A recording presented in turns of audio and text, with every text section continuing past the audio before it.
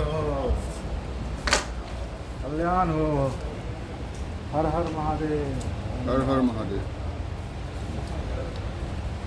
মই গৈছোঁ ট্ৰেক কৰিলোঁ এটা ভিজুৱেল ল'লোঁ।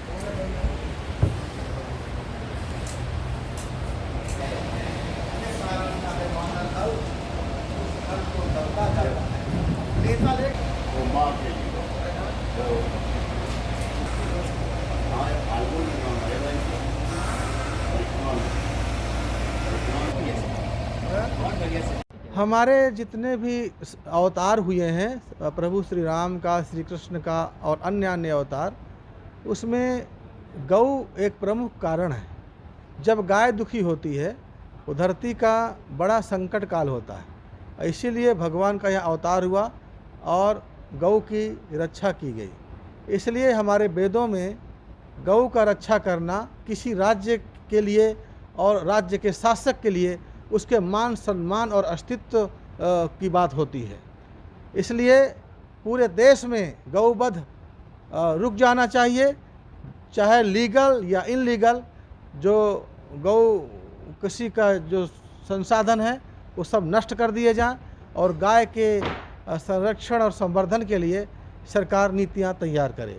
और इसके लिए मैं असम राज्य के मुख्यमंत्री को हृदय से धन्यवाद और आशीर्वाद देता हूं, साधुवाद देता हूं कि उन्होंने सत्ता में आने के बाद बहुत कम समय में ही उन्होंने ये घोषणा की थी कि हमारे राज्य से अब कोई गोकृषि नहीं होगी और ना यहाँ से गाय का गोवंश का निर्यात होगा, और जो कि पूरे देश का गोवंश असम के रास्ते पहले बांग्लादेश जाता था, अब वो रुक गया है। ये एक बहुत बड़ा पुण्य कार्य हुआ है। गौ पालन की प्रवृत्ति भी पूरे देश में बढ़ रही है और असम में मैं देख रहा हूँ कि यहाँ आम जनता भी गौ पालन कर रही है और मंत्री विधायकगण भी एक एक गौशाला चला रहे हैं।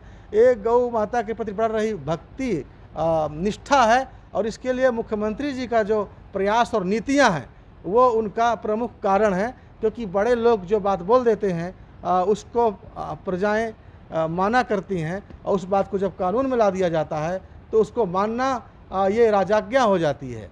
तो हम चाहते हैं कि असम समेत अन्य समस्त राज्यों में जो रुचि रखते हैं गौ पालन के प्रति, उनको गौ रक्षण के लिए भी ज़्यादा कुछ नीतियाँ बनाई जानी चाहिए, ताकि उनका गाय के रहने का, गाय के खाने का, उनकी दवाइयों का इसमें सब्सिडी हो और गौ पालकों को ज़्यादा से ज़्यादा सुविधा मिल सके।